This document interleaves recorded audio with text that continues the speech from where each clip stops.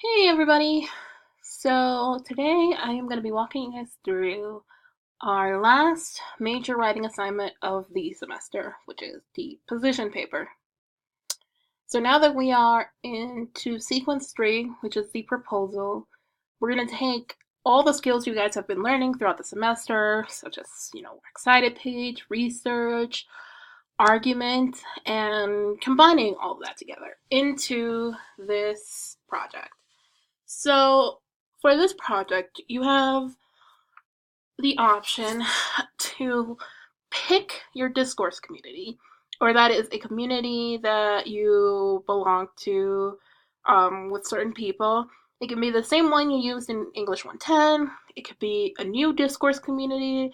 And if you've never done one before, definitely check out the explanation handout. But basically, it's whoever you identify with, a group of people you have similar language to, because that's going to be an important element to this assignment where you are not only going to be talking about which community you picked, discussing issues that pertain to that particular community, but you are also going to be talking about the language. How does the language help enrich your community? How does it make it more unique?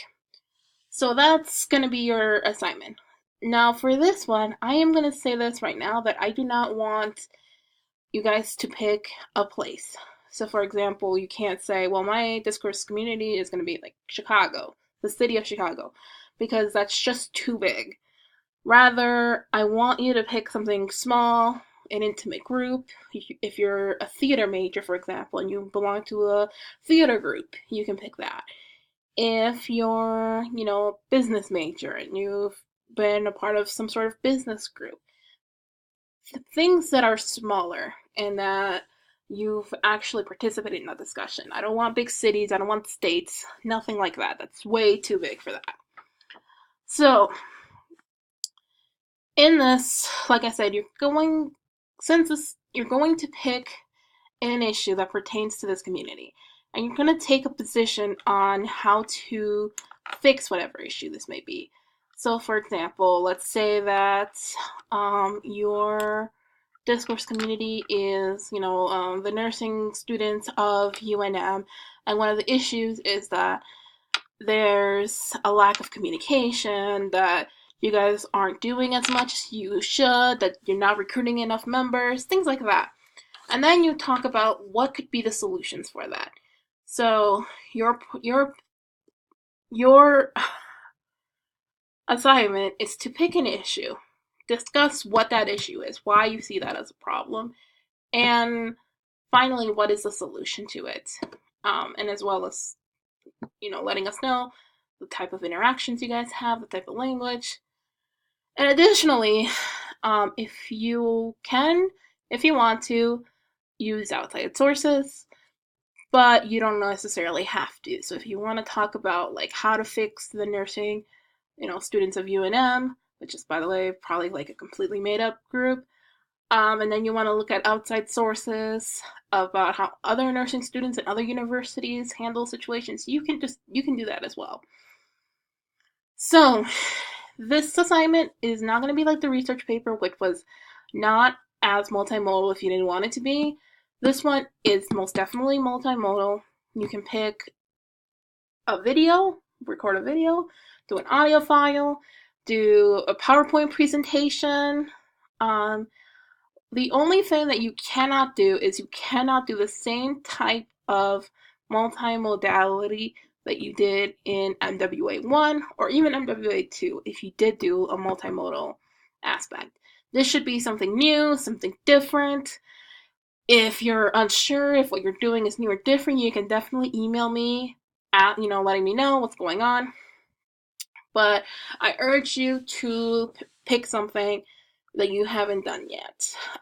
Try using a new software you haven't done yet. If you did a presentation using Screencast-O-Matic, well, now you can do a Jing conference video type of style, or you can do a PowerPoint presentation, anything like that.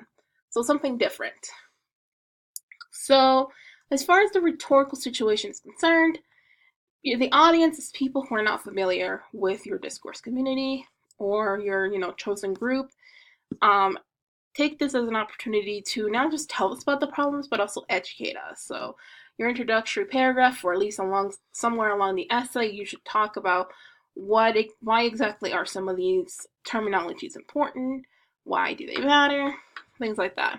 And your purpose is to argue for a solution of some kind, depending on what issue you're presenting. And your angle, what's new?